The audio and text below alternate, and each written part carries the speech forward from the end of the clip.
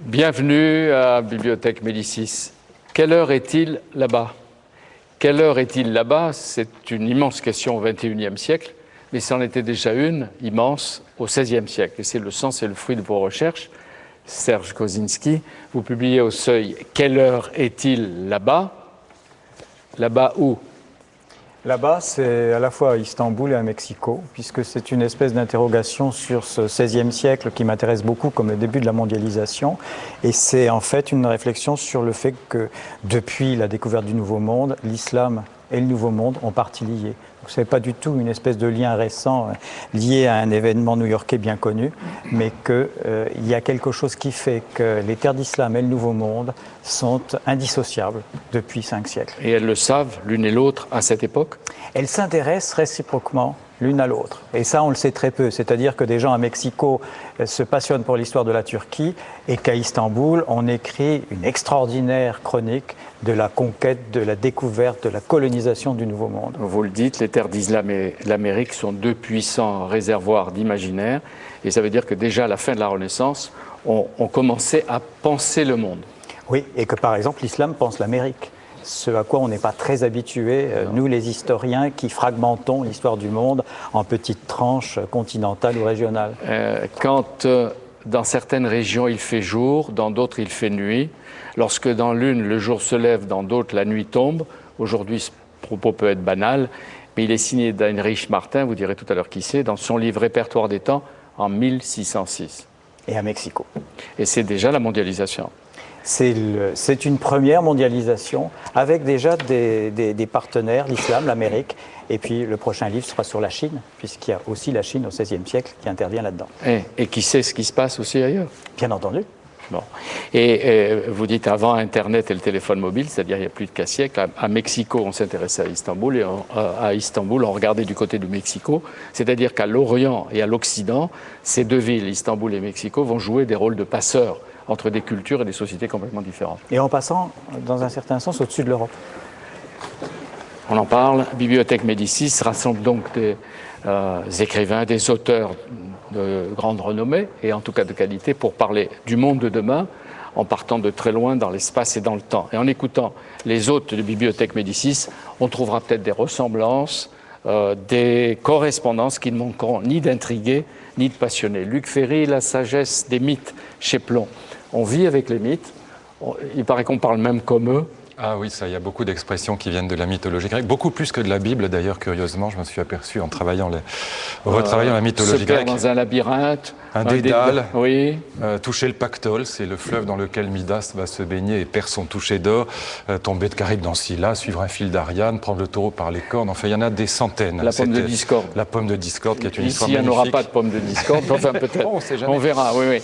C'est apprendre à vivre, c'est la suite d'apprendre à vivre. Oui. Et est-ce que les dieux intervenaient dans la vie des hommes?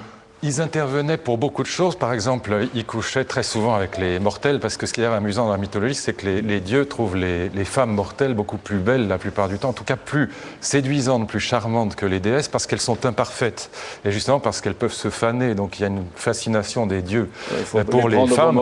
Donc ils font beaucoup d'enfants aux mortels, il y a beaucoup de demi-dieux, mais ils n'interviennent jamais pour le salut. C'est ça qui est la différence avec le dieu des grandes religions, c'est que les dieux grecs laissent les humains à leur triste sort, si je puis dire. D'où l'intérêt, juste un point, c'est que du coup les humains sont obligés de trouver eux-mêmes une sagesse laïque, si je puis dire, une spiritualité laïque. Les dieux sont eux-mêmes laïques. C'est-à-dire que c'est un peu un syndicat des dieux, il n'y en a pas qu'un, quoi. Ils sont assez nombreux et en tout cas, ils s'occupent pas du salut. Vous allez voir, avec les monothéistes, on va simplifier tout ça. Marc-Olivier Waknin au Seuil, Zeugma. Voilà, Zeugma, c'est le pont, c'est le fait de mettre ensemble, c'est le passage. C'est un mot qui est passé en français, qui est passé en anglais. En français, c'est le joug. C'est-à-dire, c'est atteler deux bœufs ensemble pour qu'ils puissent avancer. En anglais, c'est joke. Mais c'est aussi une ville. Stop. Ah, stop. Parce que vous pouvez partir de là et nous faire... Bon, c'est aussi une réflexion, Zeugma, sur la crise de notre époque. Vous dites celle de la montée des eaux et du déluge d'images, de la disparition de l'intime. Et je crois que vous êtes un pessimiste joyeux. Je vous ai entendu l'autre jour chez Frédéric Tadei. Vous définissez, en faisant un peu le mariole, rabbin, athée, Dieu merci. Oui, c'est-à-dire que le zeugma, c'est le fait de mettre ensemble deux choses, deux concepts qui ne sont pas sur le même plan sémantique ou le même plan conceptuel. Et c'est le fait de mettre ensemble deux choses qui n'ont rien à voir, qui a un effet, parfois un effet d'intelligence et aussi un effet d'humour. Ouais. Par exemple, de distance. Voilà, si je dis par exemple cela se passe dans ma tête et de commentaires, c'est un zeugma et ça fait rire. Et vous voyez comment on a attelé deux choses ensemble. Ce qui m'a intéressé, c'est que c'est aussi une ville. Une ville, on en parlera tout à l'heure. Après, mais voilà. Donc chez Freud, quand il s'intéresse aux mots d'humour, etc., il y a plein de zeugma. Ben, le Witz chez Freud est en fait le fondement du zeugma. C'est-à-dire que le Witz, dit Freud, c'est d'utiliser un même mot qui a deux sens à la fois. Lorsqu'il dit deux juifs se trouvent devant une maison de bain et l'un dit à l'autre « t'as pris un bain » et l'autre lui répond « pourquoi il en manque un ?» Ça fait rire parce qu'on a le verbe prendre qui est pris dans les deux sens. Et vous dites ça dans vos synagogues? Oui, bien sûr. Ah ouais. Oui. Tariq Ramadan, on ne joue pas avec les mots du Coran. Enfin, jusqu'ici, non. On prend de la distance, je ne sais pas si on l'interprète, etc. Vous publiez 3 livres qui sont d'ambition variable. Faut-il avoir peur des religions avec Monseigneur Di Falco et Elie Barlavis, c'est un petit livre qui est ici, voilà, on va le montrer, c'est une réflexion aux éditions Mordicus. Une biographie de Mahomet, vous dites Muhammad. Quand on cite le prophète, généralement, et vous le dites, on ajoute toujours que la paix et la bénédiction de Dieu soient sur lui. Parce que chaque fois qu'on va citer son nom, on dira cette phrase Non, j'explique d'ailleurs dans l'introduction que vous n'êtes pas obligé, vous le dites et votre cœur suit. Ouais.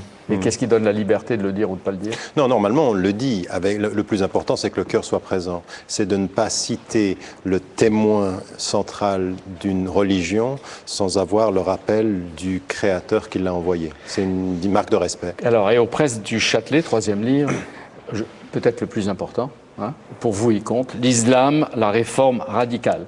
Et là, c'est une lecture du Coran interprétative, critique, faite de l'intérieur, c'est ça? Oui. Vous risquez pas de fatwa, vous? Je ne sais pas si je risque de fatwa. De toute façon, j'ai avec un certain nombre de savants dans le monde musulman des relations assez tendues. Les littéralistes, ceux qui refusent la dimension historique, ceux qui encore veulent la polarisation. Je crois que ce qui est extrêmement important dans ce que vous avez mis en évidence, même la notion même de mondialisation et ses passages, c'est qu'il y a énormément d'Occident dans l'islam, énormément d'islam dans l'Occident en matière de pensée, en matière même de critique, de rapport critique. Et là, c'est simplement, pour ceux qui me concernent, de nous réconcilier avec l'essence, c'est-à-dire une foi profonde ne veut absolument pas dire de se dispenser d'un regard et d'une rationalité critique, même sur les textes, surtout sur les textes, car s'ils sont historiquement révélés et s'ils ont un sens universel, c'est par notre capacité à rester fidèles dans l'évolution. Vous avez vous-même évolué? Bien sûr, heureusement. Oui, oui. Oui. Est-ce que vous rentrez en Arabie Saoudite, au Qatar, dans les pays du Golfe maintenant? Non, je n'entre pas en Arabie Saoudite pour différentes raisons. D'ailleurs, à l'époque où j'avais lancé cet appel au moratoire contre la peine de mort, les châtiments corporels et la lapidation, ça m'a valu d'être interdit dans un certain nombre de pays, en particulier l'Arabie Saoudite. Mais pour d'autres raisons politiques, je ne peux pas entrer aux États-Unis. Donc, oui, mais la réforme radicale vous rendra les choses encore plus compliquées, il me semble. Non, ce qui est important, c'est même pas l'important, c'est pas le politique. L'important, c'est vraiment le débat de fond sur la pensée. Oui, parce que beaucoup refusent, vous l'avez dit, les littéralistes, etc. Gérard Mordia, Jésus sans Jésus. Alors avec Jérôme Prieur, vous publiez au Seuil, et puis ensemble, vous êtes en train d'achever votre œuvre, engagée il y a combien, 12 ans, 15 ans 15 ans. 15 ans, pour la télévision, et en décembre, Apocalypse, une série de 12 numéros pendant tout le mois de décembre, l'Apocalypse. Jésus sans Jésus. Bel exercice d'articulation. Oui, faites-le, que je ne sois pas le seul. Non, Jésus, sans Jésus, c'est nos propres travaux, c'est-à-dire que dans les séries que nous avons faites, nous filmons une cinquantaine de chercheurs venus du monde entier sur les questions du texte. dans les livres que nous avons publiés, ce sont nos propres travaux, et là très précisément sur la christianisation de l'Empire romain, c'est-à-dire comment une petite secte juive deviendra en 3 siècles la religion officielle de l'Empire romain. Vous avez trouvé la réponse ? Non, bien sûr que non. Parce qu'il y a une chose dont on peut être certain, c'est quand on trouve la réponse, c'est qu'on se trompe. Donc seule la complexité et la question est intéressante. Ben, on voit bien que le questionnement est infini. Il y avait une phrase de Maurice Blanchot, qui parlait peut-être comme un talmudiste, et il disait « La vraie question n'attend pas de réponse. S'il y a réponse, celle-ci n'apaise pas la question. Et même si elle y met fin, elle ne met pas fin à l'attente qui est la question de la question. Toute réponse doit reprendre en elle l'essence de la question qui n'est pas éteinte par qui y répond. » Hein? Bon, bref, vous traduirez, vous nous ferez la lecture. Et Jean-Claude Guilbault, Au Seuil, le commencement d'un monde. Et vous l'avez écrit et publié avant la crise, comme si vous l'aviez pressenti.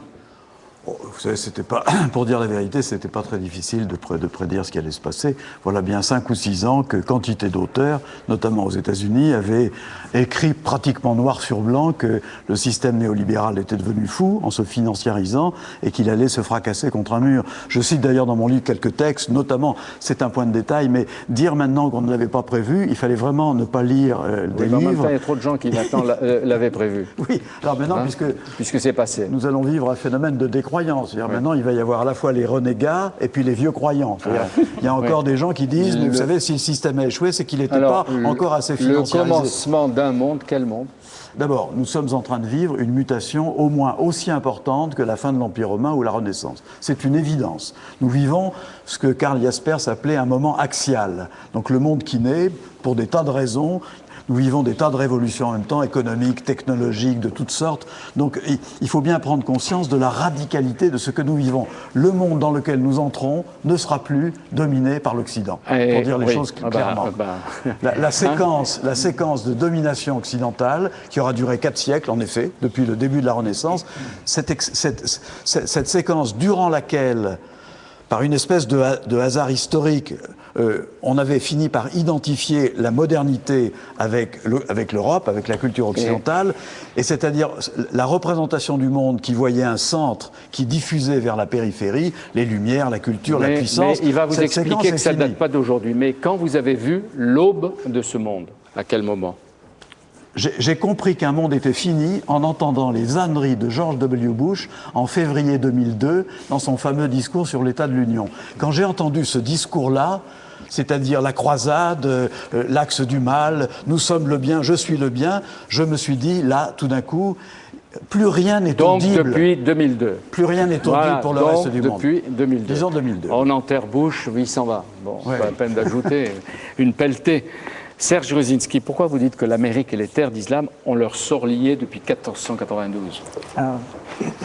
Il suffit de penser à Christophe Colomb. Quand il revient de la première expédition, il explique au roi catholique, au roi d'Espagne, qu'avec l'argent des îles, c'est-à-dire de ce fabuleux continent, qu'est-ce qu'on va faire ? On va reprendre Jérusalem et on va en finir avec l'islam. Et ça commence comme ça.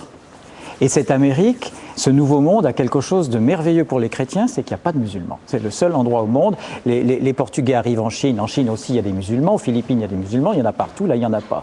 Et donc il y a l'idée qu'avec le nouveau monde, avec ces Indiens qui finalement ne sont que des païens et qui sont désormais des chrétiens, eh bien on va finir par faire basculer définitivement. C'est pas aussi simple, parce qu'on va les trouver, on va voir comment. Et à Constantinople, on accueillait les Juifs et les musulmans chassés en 1492.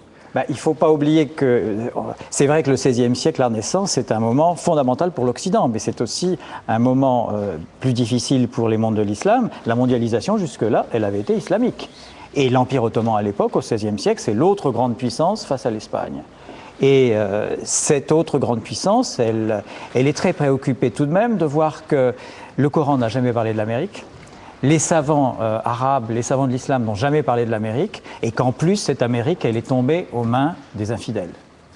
Donc il y a là quelque chose d'extrêmement troublant. Une curiosité dans cette Constantinople qui accueille et donne l'exil, l'asile et le pouvoir. Et il y a des tas de gens qui viennent aussi d'Amérique. Hein. Les Juifs qui se réfugient à Salonique ou Constantinople, les renégats qui passent en quantité du côté de l'islam, tous ces gens-là ont été en Amérique, apportent des nouvelles. Donc, on sait par exemple, une des cartes de Christophe Colomb, nous la conservons à travers une copie faite par un amiral turc extrêmement important. On a toujours l'habitude de séparer les mondes et de voir l'Orient vers l'Orient et l'Occident vers l'Occident. Malheureusement, en histoire, c'est beaucoup plus compliqué. Et tout ça n'empêchait pas la curiosité et l'intérêt, parce que vous montrez bien qu'il y a des explorateurs, des astronomes, des géographes, c'est important, les géographes, et des philosophes, Luc, qui circulaient lentement, mais qui circulaient de l'un vers l'autre, et qui enrichissaient l'un et l'autre. Bien sûr. Et puis, il y a ce problème qui se pose à tout le monde, aussi bien aux Turcs qu'aux chrétiens. Qu'est-ce qu'on fait avec un monde qui comprend une quatrième partie, avec le Nouveau Monde? C'est pour ça que vous avez écrit il y a quelque temps les 4 parties du monde, histoire d'une mondialisation. C'était déjà le XVIe siècle. 16e. Hein? Ouais. C'est un très beau livre. Il y a quelques années, en 2003 ou 2004. 2004. Quelle heure est-il là-bas? Qui a posé cette question et où? Moi, je suis passionné de cinéma et c'est un film d'un cinéaste de Taïwan, Tsai Ming-liang, qui est un magnifique film, qui est totalement contemporain, mais je pense que l'historien, il doit faire le voyage sans arrêt entre le passé et le présent. C'est un petit Taïwanais qui imagine Paris, qui rêve de Paris parce que sa petite amie est partie de l'autre côté. Et donc qui essaie de savoir quelle heure est-il là-bas, quelle heure est-il à Paris, et qui imagine à travers des films ce qui peut se passer dans une autre partie du monde. Oui, mais vous citez un astronome espagnol qui demandait quelle heure est-il à Cusco au Pérou quand il est 9h du soir en Sicile. Et vous dites, il répondait midi, mais il ne se trompait que de 3 heures. Il avait simplement fait une petite erreur sur le décalage du temps, mais il se posait la question. Alors la question pour nous, elle est banale. C'est la première fois au XVIe siècle sur la planète qu'on se pose ce type de questions. Ouais. Et qu'en même temps, les gens voyagent. Parce que ce n'est pas une question théorique, c'est une question de gens qui éventuellement vont au Pérou ou peuvent aller en Chine ou au Japon. Je disais que les géographes ont de l'importance. Comment, à Istanbul, on a des cartes de ce qui se passe dans le Nouveau Monde? Pourquoi on a des cartes? Parce que d'abord, il y a une tradition humaniste, culturelle extrêmement forte à Istanbul. Il y a tout le legs des Romains et des Grecs. Et puis, vous l'avez dit, il y a les Turcs, souvent, ce qu'on appelle sont des renégats, c'est-à-dire ce sont des Vénitiens, ce sont des Italiens, des Espagnols, des Portugais, des Juifs, qui sont devenus musulmans. Et ça donne à Istanbul une série de fenêtres sur tous les pays du monde qui est assez extraordinaire. Parce que, on vient de le dire, Istanbul s'intéresse au Nouveau Monde, mais Istanbul s'intéresse à l'océan Indien. Istanbul essaie d'intervenir dans l'Asie du Sud-Est contre les Portugais. Il y a là déjà des pôles, des capitales qui ont des horizons qui sont des horizons planétaires et qui sont souvent beaucoup plus ouverts que nos horizons nationaux encore aujourd'hui. Oui, et vous dites bien que dans les atlas et les traités du Vieux Monde, on tournait surtout autour de l'Europe, mais avec Istanbul et Mexico, on en sort, et là c'est une révolution. Si je peux me permettre d'ajouter quelque chose pour aller dans le sens de ce beau livre, Istanbul est l'héritier de Constantinople, qui est elle-même l'héritière de Byzance. Donc en fait, cette ville-là, cette métropole, elle est mondiale depuis très longtemps. Et puisque vous parlez du XVIe siècle, si on prend Istanbul au XVIe siècle encore, par rapport à nos villes, cette civilisation-là a une avance considérable. C'est-à-dire qu'à l'époque encore, la culture européenne est en retard sur les autres grandes cultures. Ce n'est qu'après qu'elle va rattraper son retard et devenir hégémonique. Est-ce que Istanbul, à très actuel, c'est une ville sur plusieurs mondes? C'est ça, absolument. Et c'est ça qui aujourd'hui nous parle. On l'appelait la ville des villes. Exactement. Et c'est ce qui fait sa force. Serge Kosinski raconte ces extraordinaires mises en scène au Mexique. Vous m'en aviez parlé il y a longtemps. Les Espagnols créent des fêtes, des parades qui imitent les croisades en plein Mexico. Oui, on a christianisé les Indiens, donc il faut leur faire payer la christianisation, c'est-à-dire leur demander d'aller lutter contre l'islam. Et comme il n'y a pas de musulmans en Amérique... Ils savent les pauvres Indiens? On leur explique. Sauf que la vision de l'islam depuis l'Amérique est beaucoup plus radicale et négative que la vision qu'on peut avoir en Europe. Les Européens vont à Istanbul, la France traite avec le Grand Turc. Ces catholiques qui vont dans le Nouveau Monde sont souvent des conquistadors qui ont vécu la lutte contre les musulmans. Oui. Mais il y a plus.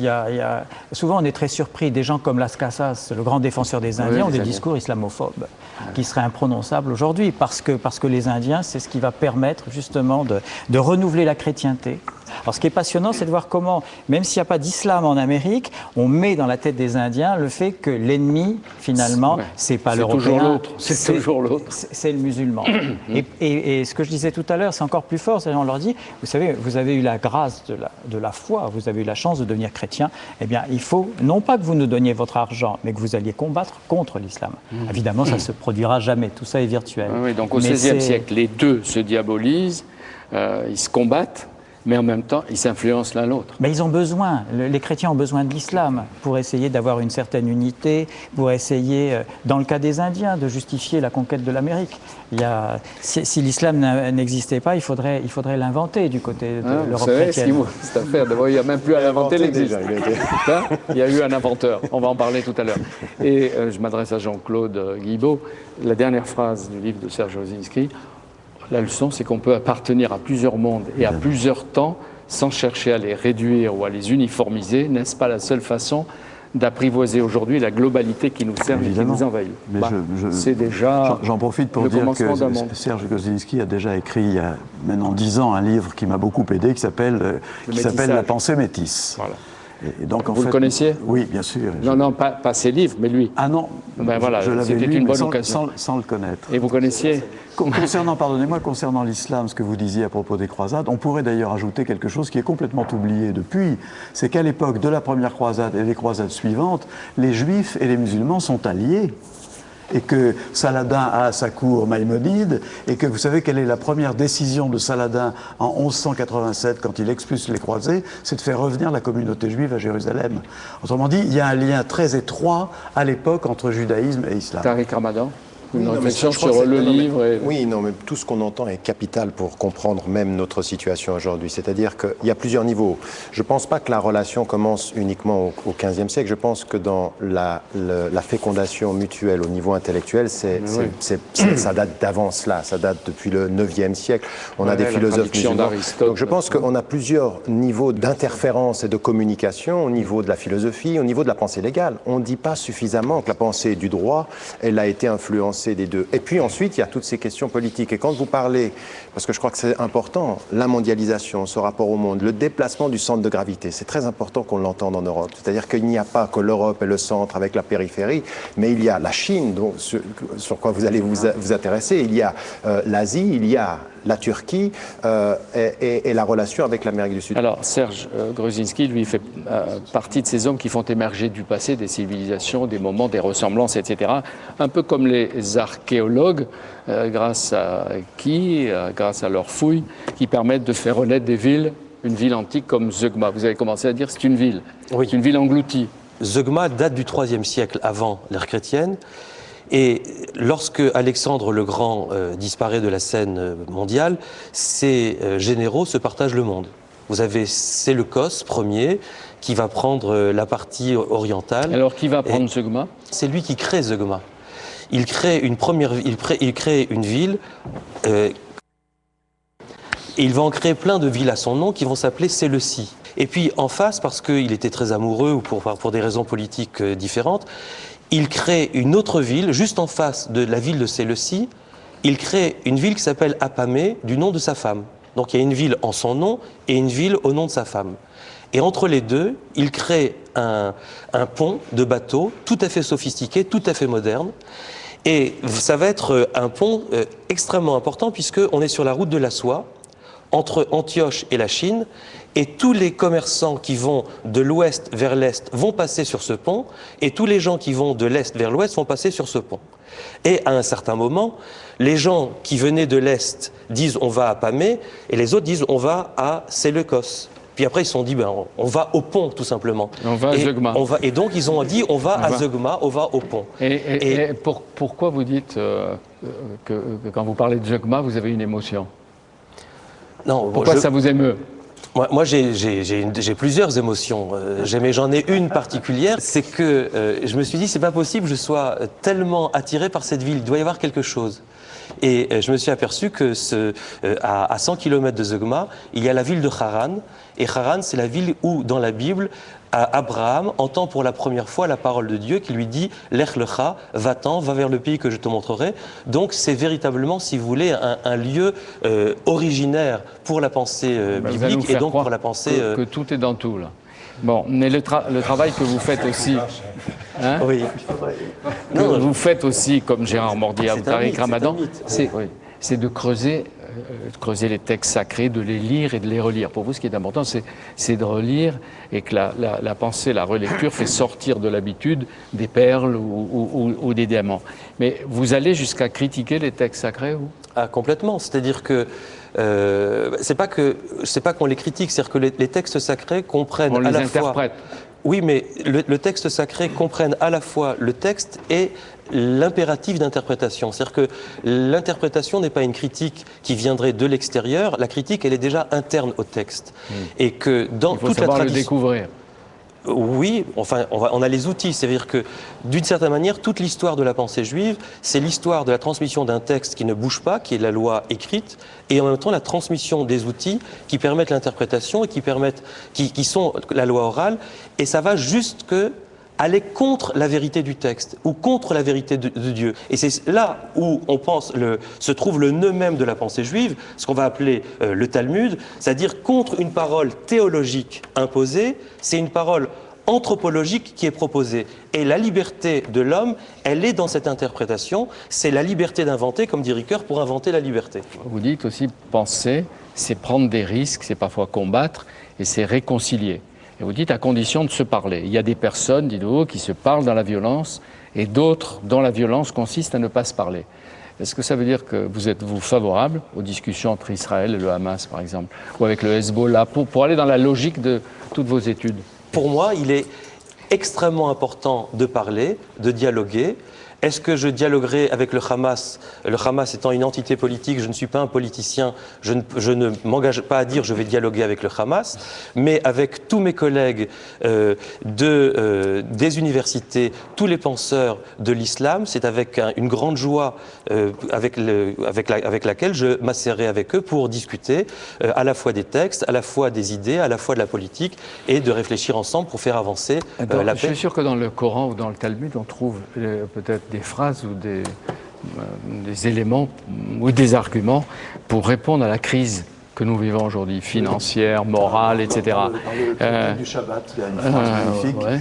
Il n'y a pas de destin pour Israël. C'est-à-dire qu'il n'y a pas d'autre destin que celui que nous construisons. Nous ne sommes pas dans la fatalité. Oui, mais la crise financière, morale, économique, sociale, la crise politique. Je peux répondre? Oui. Vous m'avez dit avant l'émission, il faut faire attention de ne pas faire trop jeu de mots. Le problème, c'est que toute la pensée juive est fondée sur le jeu de mots. Et je trouve une chose extraordinaire, c'est qu'en hébreu, non mais c'est vrai, le mot kesef, si aujourd'hui on est dans une crise d'argent, le mot kesef, ça veut dire aussi le désir. Et si aujourd'hui, pour moi, il y a une crise de l'argent, je vais l'interpréter à partir de là comme crise du désir. Et je vais me poser la question, où en est le désir aujourd'hui qui fait qu'on est dans cette crise-là? Pour moi, c'est une orientation de pensée et je pense que ça ouvre une manière différente d'aborder le problème. Et Mohamed avait averti, vous le citez, pour chaque communauté, il est un objet de discorde, de tension et de désordre. Et cet objet pour ma communauté, c'est l'argent. Oui, je crois que vous posez une question essentielle, c'est-à-dire on est en face d'une crise mondiale et la vraie question c'est quelle est la contribution des différents systèmes de pensée, que ce puisse être des philosophies ou des religions. Est-ce que oui ou non dans les différentes religions il y a des apports possibles? Oui. Sur des questions fondamentales, ce sont les questions des finalités. Finalement, qu'est-ce que nous voulons? Pourquoi faisons-nous ce que nous sommes en train de faire? Avec les questions des finalités, c'est la question de l'éthique. Et donc ces questions-là, elles étaient présentes au Moyen-Âge, elles sont d'autant plus présentes dans notre ère de crise aujourd'hui. Et c'est là où aujourd'hui il faut absolument ouvrir le dialogue. Il ne faut pas se poser la question de savoir s'il faut dialoguer pour dialoguer. Il faut qu'on se pose des vraies questions. Pour la question politique que vous posiez, aujourd'hui, vous le saviez, cessons l'hypocrisie, il y a du dialogue entre l'entité, entre Israël et le Hamas et les acteurs politiques, on le sait. Via d'autres. Exactement, via d'autres. Mais à partir d'un certain moment, si on veut la paix, il va falloir que tous les acteurs discutent. De la même façon, sur le plan philosophique, sur le plan de l'éthique, il faut aujourd'hui que nous apportions la contribution de nos vues. Et là, toutes les traditions religieuses ont historiquement produit des questions sur les finalités, des questions éthiques fondamentales. Marc-Alain Wackling doit être content parce qu'on peut partir d'un sujet et on traite toutes les affaires du monde. C'est ça, c'est ça le zeugma. C'est ça le sujet. On a bien fait d'en parler. Quand commence le christianisme? À la naissance du Christ ou à la mort du Christ? C'est une question qui a beaucoup travaillé tous les chrétiens. Alors on peut se dire ça commence à la naissance de Jésus, mais on ne sait pas quand il est né, donc ça tombe mal. C'est peut-être à sa mort, mais on ne sait pas non plus quand il est mort. On a une fourchette, mais on ne sait pas exactement quand il est mort. On peut se dire que c'est au moment où Paul va vers... D'accord, mais 15 ans d'études, vous avez la réponse? Non, parce qu'il n'y a évidemment pas une réponse. On peut pas... Si on désigne une date... La date, elle est forcément un point de vue, je dirais, dogmatique. On peut choisir dogmatiquement de dire ça commence là. En réalité, ça ne commence pas là. Ça commence. Est-ce que ça commence au moment où Constantin adhère au christianisme ou quand Théodose en fait la religion officielle et obligatoire de l'Empire? On ne sait pas. Vous savez, moi, je pense qu'il y a une vraie rupture, c'est vrai, entre à partir du moment où ça devient la religion officielle de l'Empire. D'ailleurs, il y a une chose très intéressante, c'est de voir que l'histoire chrétienne s'est quand même beaucoup nourrie de son martyrologe. Or, qu'est-ce que constatent tous les historiens? Il y a eu finalement assez peu de martyrs du temps des empereurs païens, enfin beaucoup moins qu'on l'a raconté ensuite, mais il y en a eu beaucoup plus à partir du moment où on est devenu la religion officielle et où de religion persécutée, on est devenu persécutrice. Alors là, il y a une rupture très forte, et on a beaucoup cité la phrase célèbre d'Alfred Loisy qui disait « Jésus annonçait le royaume et c'est l'Église qui est venue ». Eh bien oui, la séparation entre les deux n'est pas simplement une coupure, je pense que c'est vraiment un gouffre. Et vous dites le christianisme devient romain alors qu'il était jusque-là plus oriental qu'occidental. Et vous montrez qu'il y a 16 surprises qu'aurait Jésus s'il revenait sur Terre. Il y en a quelques-unes, il serait surpris. Oh non, mais il serait surpris de beaucoup de choses. D'abord, la première chose dont il serait surpris, c'est simplement que le monde existe encore. Puisque pour Jésus, il attendait, comme tous ceux de son temps, la fin des temps pour ceux de sa génération. Mon royaume n'est pas de ce monde. Il paraît qu'il n'a pas dit. Non, ça c'est une trouvaille extraordinaire de l'auteur de l'Évangile selon Jean. Il ne reconnaissait pas Jérusalem. Ah non, puisque Jérusalem a été romanisée après la défaite de 135.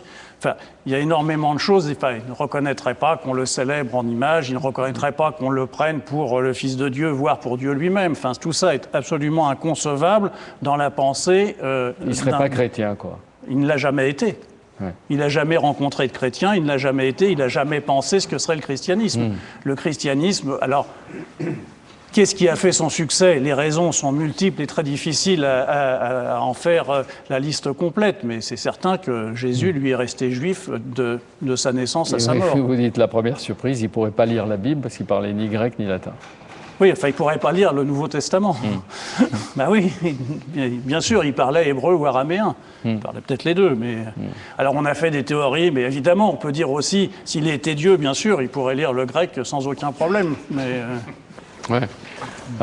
Vous dites, ce qui est assez extraordinaire, c'est qu'on peut faire les mêmes réflexions et les mêmes interrogations sur Homère. Oui, et en fait, ça n'a pas empêché la pensée homérique d'exister et le poème homérique d'être fondateur. Bien entendu. Et comme vous savez, Homère n'a probablement pas existé, on ne sait pas exactement où il était, comment il est né. Il est devenu, dites-vous, la matière d'une histoire sidérante, celle d'un être humain qui vit, meurt et ressuscite, celle d'un homme ordinaire, humilié, torturé, assassiné, qui s'avérera être le Fils de Dieu, puis l'incarnation de Dieu, Dieu lui-même. Oui, c'est le chemin que fera le christianisme, qui finira par reconnaître un individu, et ça sera, à ce moment-là, on passera de Jésus au Christ, c'est-à-dire de la personne historique sur laquelle il n'y a aucun doute, contrairement à Homère. On est certain que Jésus, en tant qu'individu, a existé. Ensuite, on a construit une figure théologique qui est le Christ, qui amènera notamment le premier concile œcuménique à Nicée, où il faudra savoir si le Christ et Dieu sont différents, s'il y a une hiérarchie, on finira par conclure qu'ils sont de même nature. Vous auriez aimé le rencontrer quand même? Ah oui, depuis le temps. Depuis Ça le me temps que ferait vous parlez de lui, que vous plaisir. Mais je vivez pense qu'on- avec lui. Je pense qu'on s'entendrait très bien. Ah oui, oui. Vous avez fait pour la télévision et le livre avec Jérôme Prieur, donc un travail exceptionnel pendant 15 ans. Et on va voir à partir du 3 décembre jusqu'au 20, à raison de 2 émissions par semaine, l'Apocalypse. 4 personnes, 2 le mercredi, 2 le samedi. Vous dites, Tariq Ramadan, dès votre préface de Mohammed, parce qu'il y a 3 livres, et vous le reconnaissez, qu'on compte plus les biographies du prophète. Oui. Qu'est-ce qu'elle apporte la vôtre? Est-ce que c'est une forme d'humilité simple ou un orgueil immense de dire moi je vais apporter quelque chose avec Muhammad, la vie du prophète? Le sous-titre est éclairant.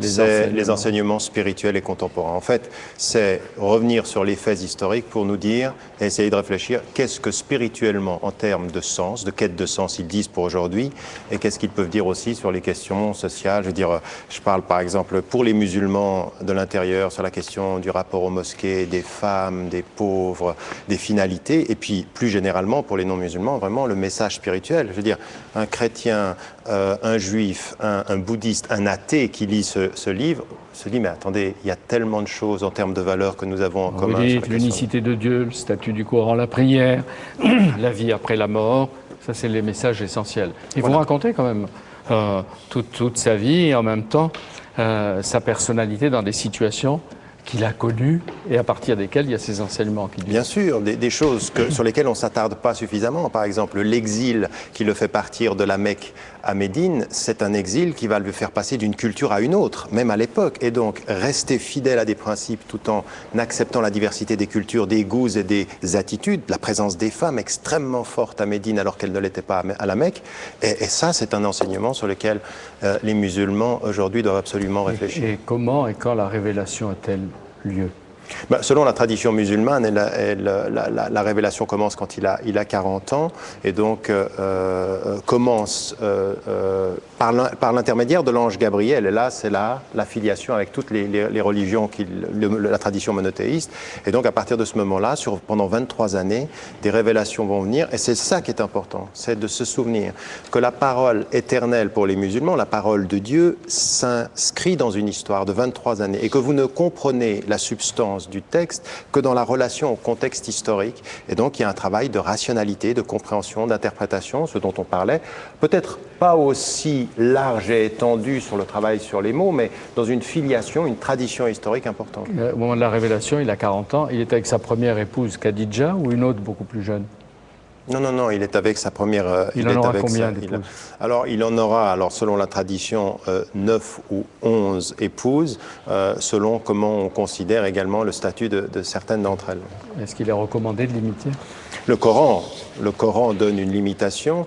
Il faut savoir, en plus, que culturellement, à l'époque, la limitation de la polygamie n'est pas une réalité et que le Coran inscrit cette limitation en insistant sur le fait que la règle, c'est effectivement ici une femme, parce que nous ne réussirons pas à être égales ou à traiter également les différentes épouses. Et en presse de la cité, l'islam, la réforme radicale, et vous prévenez des limites de votre démarche avec ceci, tout provient de Dieu.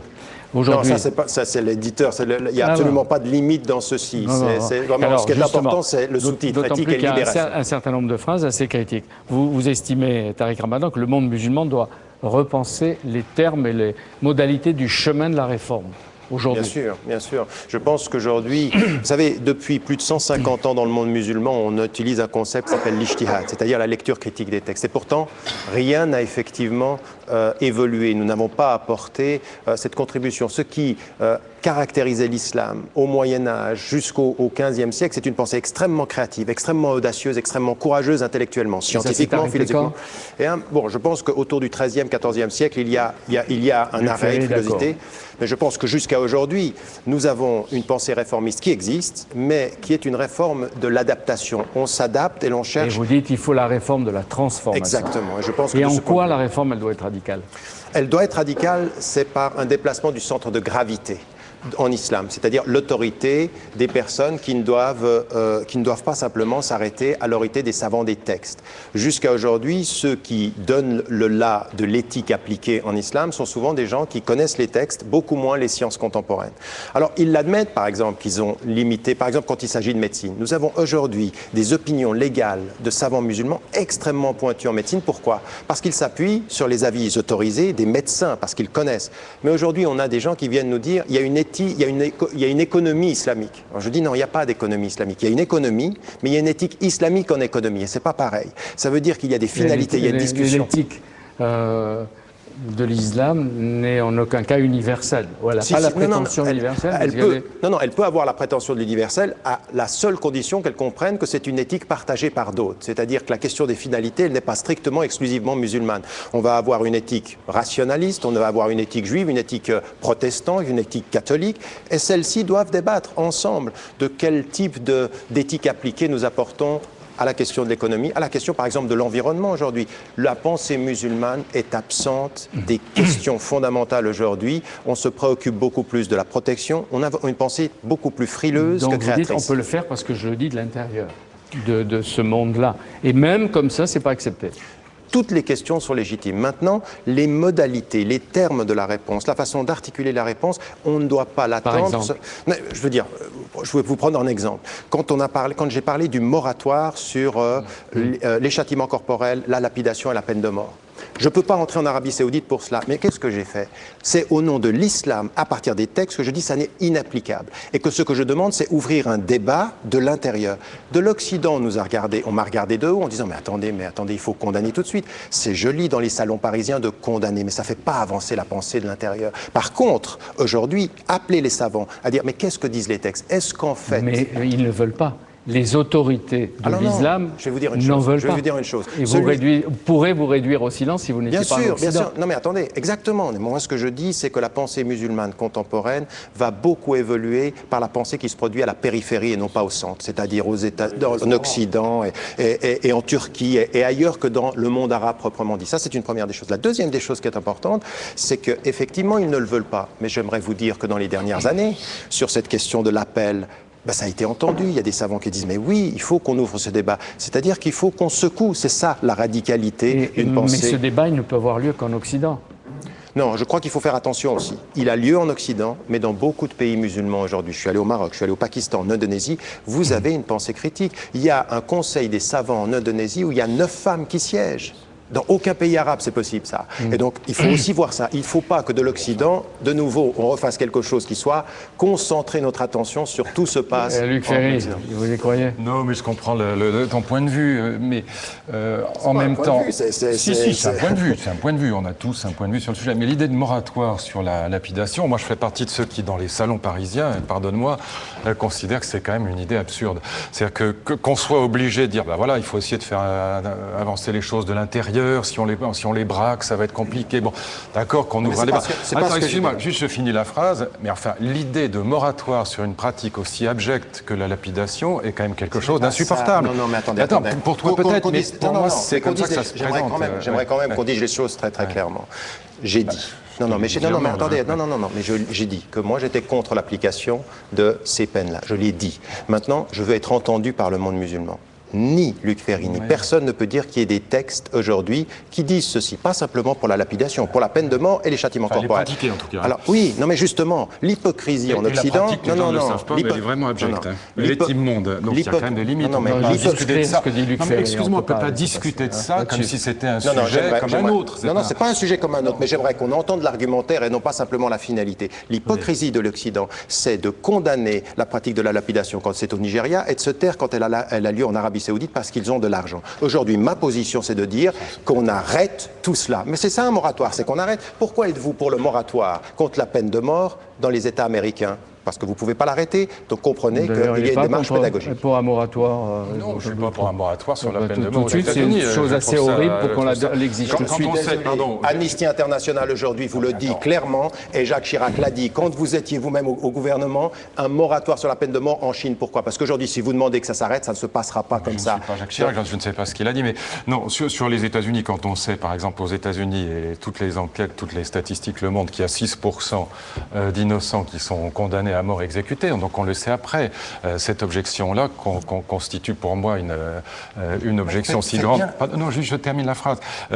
Sur la peine de mort aux États-Unis, que l'idée même de parler de moratoire sur la peine de mort aux États-Unis me paraîtrait aussi Mais absurde. faites la différence, s'il vous ailleurs. plaît, faites la différence entre la finalité qui est de dire je suis contre et la pédagogie qui consiste à aller comment est-ce qu'on fait pour aller contre? La première chose que j'ai dit, j'ai dit je comprends bien. Juste Laisse-le finir. Non, il ne s'agit pas de départager. Je n'ai pas besoin d'arbitre pour départager. Je dis ce que je dis, point final. Moi, je Mais dis tout tout en à l'heure. le dialogue. Non, mais attends, le dialogue très bien, mais non, pas le dialogue sur la lapidation, quoi. Ça suffit. C'est pas un sujet de dialogue. Non, justement, je dis c'est pas un sujet de dialogue. Il y a quand même des limites à la connerie aussi. Bon, c'est pas un sujet de dialogue et j'ai pas besoin d'arbitre pour arbitrer sur la question de la lapidation. C'est quand même un truc immonde. Et alors, si vous là-dessus, non, on peut pas dire on va ouvrir une discussion pour ou contre. Il y a des Mais on n'a limites. pas dit qui a dit ça. Qui a dit ça? Je dis tout à l'heure.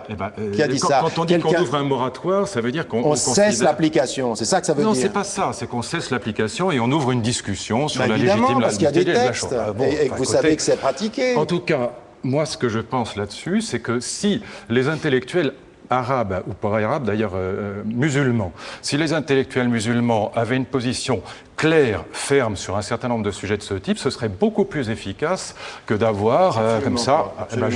C'est mon opinion et je tenais à le dire. Pour se mettre bien d'accord, dire non à la peine de mort et demander un moratoire, c'est que ça cesse tout de suite. C'est que ça cesse, c'est pas que ça continue, et qu'on fasse évoluer les mentalités au moment où on demande que ça cesse. C'est ça un moratoire. C'est pas qu'on continue à le faire en attendant que ça revienne. C'est pas du tout ça. C'est ça ma position. Aujourd'hui, elle est de dire on cesse tout de suite. Et je serai le premier à dire, et je paye le prix. Je paye le prix parce que ensuite, quand j'ai été, je suis désolé, diabolisé en France sur cette question-là, et que j'entends le gouvernement français nous annoncer que l'Arabie Saoudite qui pratique cela est un pays modéré. Attendez, je veux dire, qui est hypocrite dans la Moi, je ne représente pas le gouvernement français. Non, mais je suis désolé. Non, je veux dire, mais alors, Luc Ferré. Là, je pense que la responsabilité des intellectuels musulmans, c'est de dire un certain nombre de choses extrêmement fortes et carrées sur ces sujets. Et que ça fait bouger beaucoup plus les choses. Parce que, je suis désolé, mais votre position, alors vous voyez, bon, mais votre position, elle est, je trouve, elle est un peu anguille, quoi. Voilà. Un moratoire, je suis désolé, c'est pas simplement Luc, suspendre, c'est dire ça peut revenir après. D'accord, Luc, mais où ces intellectuels musulmans peuvent-ils s'exprimer? Mais là, je suis entièrement d'accord avec vous. Ils peuvent s'exprimer en Occident, évidemment. Bon, c'est pas ailleurs. Enfin, c'est quand même un vrai sujet. Est-ce qu'il y a un travail critique semblable à l'historico-critique sur les textes, par exemple, du Nouveau Testament? Est-ce que ça existe aujourd'hui dans le monde musulman? J'ai l'impression que ça existe très peu, enfin, à cause du statut du texte, qui est un texte... Alors là, la lettre est sacrée, on ne peut pas y toucher, alors que dans la tradition juive ou dans la tradition chrétienne, le texte est un texte sacré, mais la lettre n'est pas sacrée.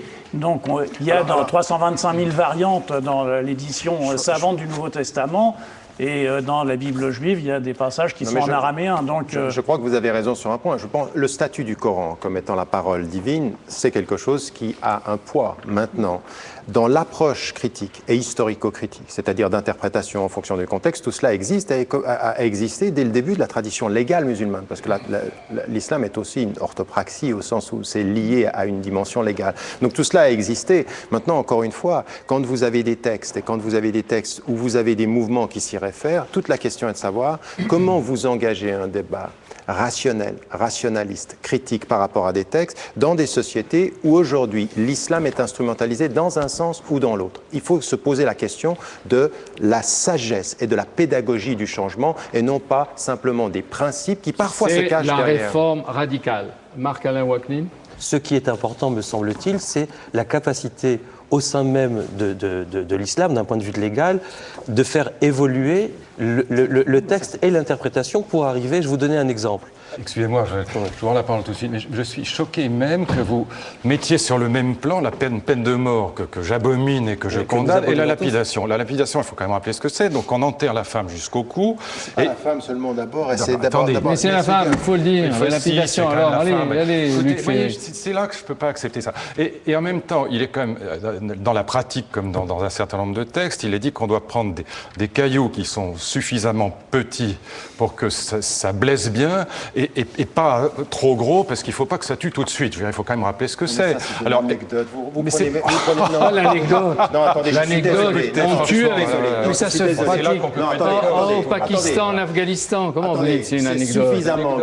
C'est suffisamment grave pour qu'on ne vienne pas aujourd'hui avec des textes qui sont des textes qui n'ont rien à voir avec la tradition Mais des musulmane. pratiques Alors, non, contemporaines. mais la question aujourd'hui, non. Où est-ce que vous avez, attendez, où est-ce que vous avez, Pakistan, non, où est-ce que Afghanistan. vous avez des gens qui vous écrivent, il faut prendre des pierres qui soient pas trop grandes. Attendez, je veux dire qu'on soit sérieux un tout petit peu. C'est suffisamment grave ce sujet pour qu'on n'y rajoute pas de l'émotionnel. Aujourd'hui, on est dans une discussion critique. Je suis désolé. Luc Ferry, entre votre position et la mienne, ce qui fera évoluer les mentalités pour que ça cesse, c'est pas la vôtre. Parce que de l'impression que vous donnez, mais non, mais vous êtes un être humain et vous défendez des droits. Donc ayez une cohérence dans la défense de votre...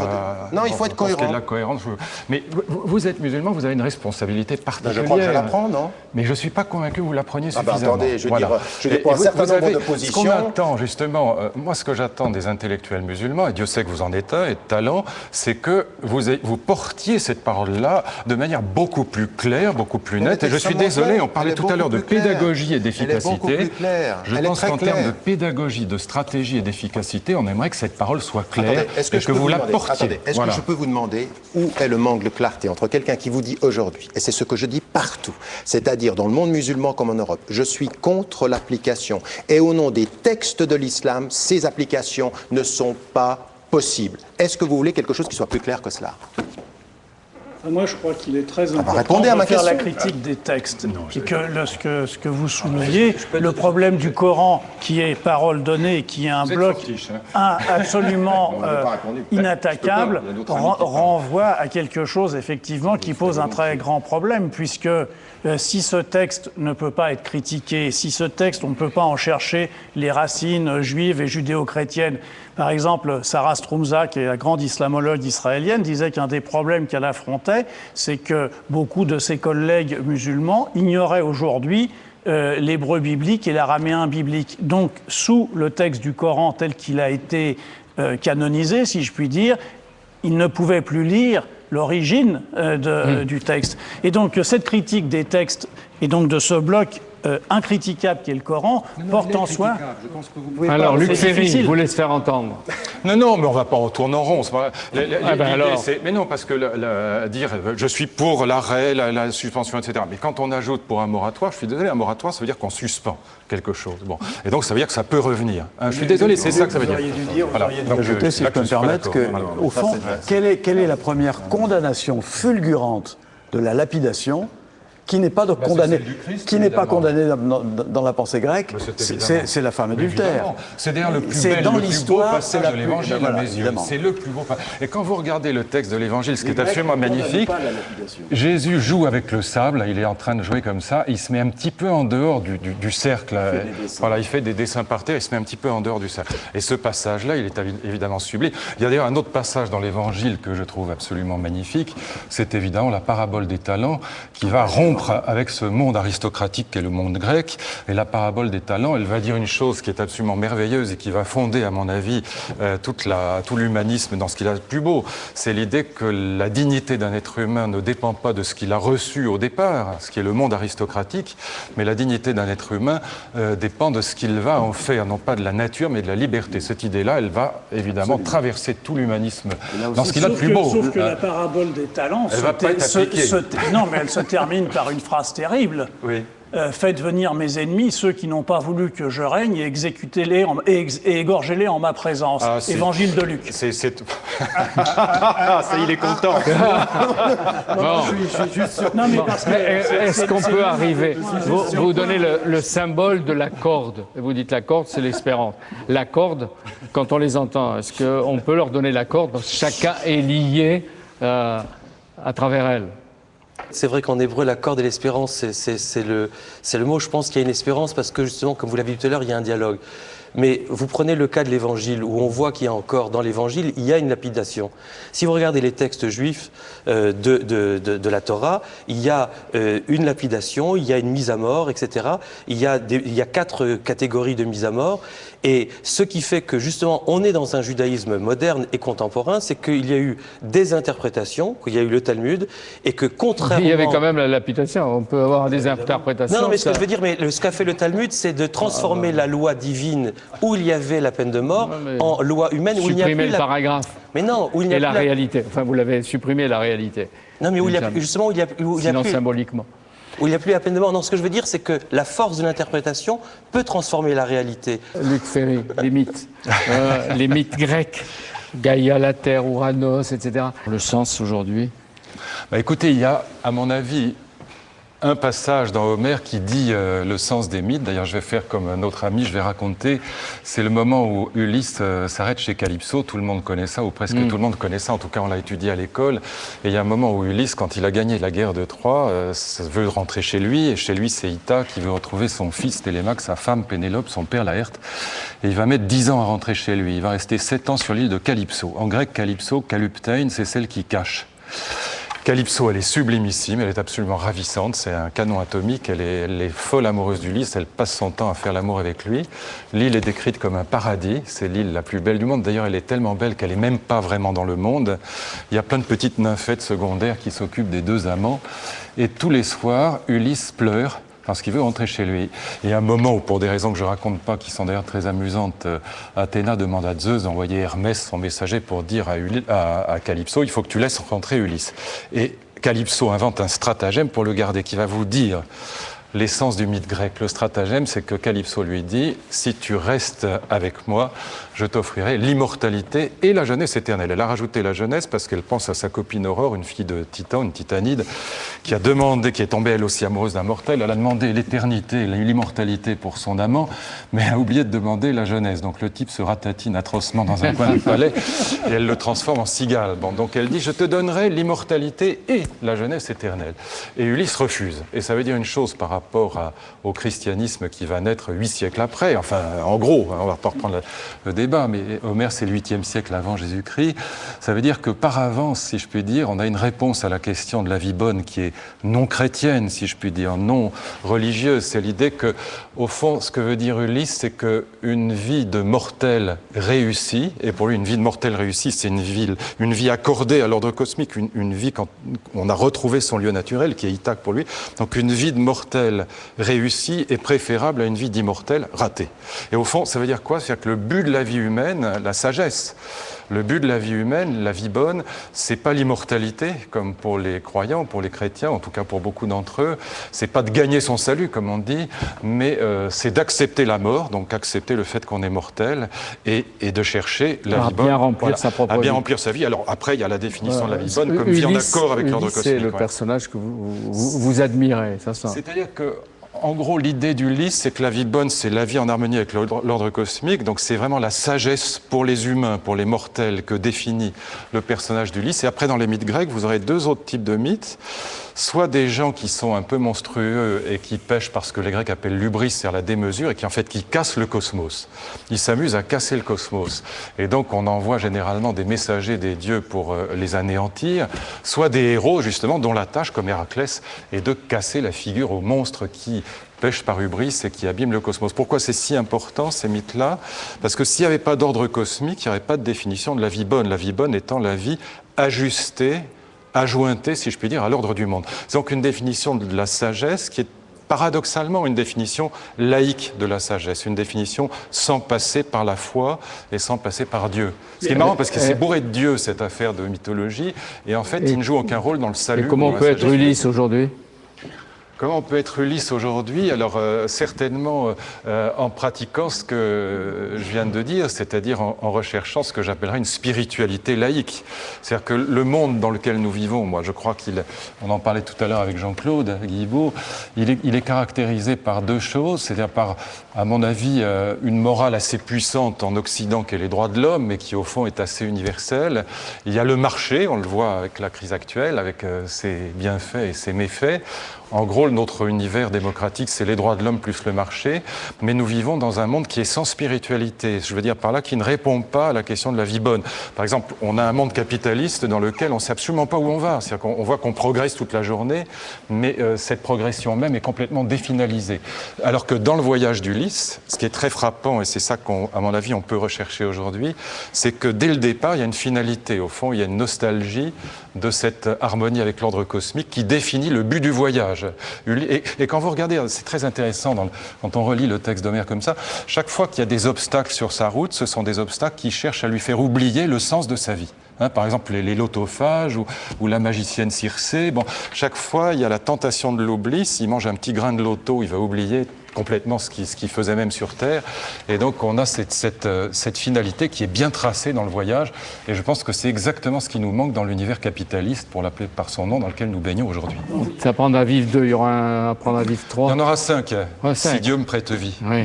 comme on dit dans certaines sagesses. On termine avec vous, Serge Gruzinski. Oui, vous voulez que je lise? Peut-être cette phrase qui ouvre en même temps à partir de tout ce qu'a été cette discussion. L'ombre du terrorisme, la peur irréfléchie de l'islam, le spectre de l'Empire américain, les obsessions fondamentalistes de tous bords, les alarmes apocalyptiques, écologiques ou épidémiologiques sont quelques-uns des poisons qui contaminent ou obstruent notre approche du monde. Ils y parviennent d'autant mieux que l'ailleurs a beau être aujourd'hui inlassablement médiatisé, il n'en est pas pour autant devenu plus connu ni plus familier. Merci à vous tous. C'était un bibliothèque Médicis peut-être un peu aride, je le reconnais, mais pourquoi refuser le plaisir et l'intérêt de parler de l'essentiel avec des gens de cette qualité et de l'essentiel qui nous éclaire surtout sur le monde d'aujourd'hui avec des interlocuteurs de cette qualité. Je vous remercie tous et je remercie aussi l'équipe de Bibliothèque Médicis, Anne-Marie Moreau, Françoise Mananti, Anna Markovitch, Oriane Jancourt, Céline Mévélec et naturellement Philippe Lallemand, à qui nous devons de si belles images dans ce décor prestigieux de l'annexe de la Bibliothèque du Sénat. Merci à tous et à bientôt.